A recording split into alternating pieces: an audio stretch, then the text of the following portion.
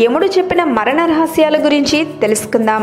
మనందరం అమరులం కాదని తెలుసు, అలాగే మనం ఏదో రోజు మరణిస్తామని కూడా తెలుసు.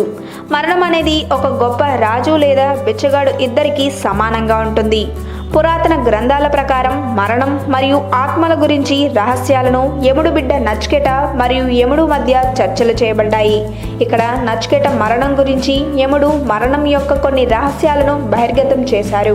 అవేంటో తెలుసుకునే ముందు మా ఛానల్ని సబ్స్క్రైబ్ చేయడం మాత్రం మర్చిపోకండి. నచికేట యముడిని కలిసినప్పుడు అతను 3 కోరికలను అడిగాడు. అతని మొదటి కోరిక అగ్ని విద్య, రెండవది తండ్రి ప్రేమ పొందడానికి, మరియు 3వ కోరిక మరణం మరియు ఆత్మజ్ఞానం గురించి తెలుసుకోవాలి. నచికేట యముడిని కలిసినప్పుడు అతను 3 కోరికలను అడిగాడు.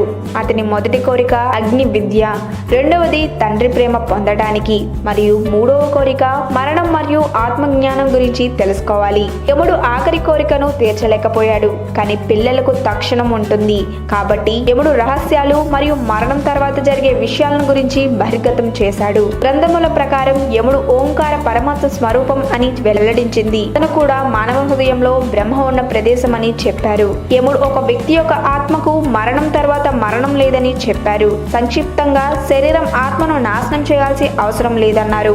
ఆత్మ మళ్ళీ పుడుతుంది, ఆత్మకు మరణం లేదు. మరణం తర్వాత ఒక వ్యక్తి పుట్టుక మరియు మరణ చక్రం అంతమవుతుంది. అతను లేదా ఆమె పుట్టుక మరియు మరణం నుండి బయటపడిన తర్వాత బ్రహ్మరూపుగా పిలుస్తారు. కొంతమందికి దేవుని మీద నమ్మకం ఉండదు, కానీ మరణం తర్వాత శాంతి కోసం నాస్తికులు శోధన జరుపుతారు. స్పష్టంగా మరి ఆత్మలు శాంతిగా ఉండడానికి చేస్తారు. ఈ వీడియో కనుక మీకు నచ్చినట్లయితే లైక్ చేయండి, షేర్ చేయండి. మరిన్ని లేటెస్ట్ అప్డేట్స్ కోసం మా ఛానల్ ని సబ్స్క్రైబ్ చేయండి.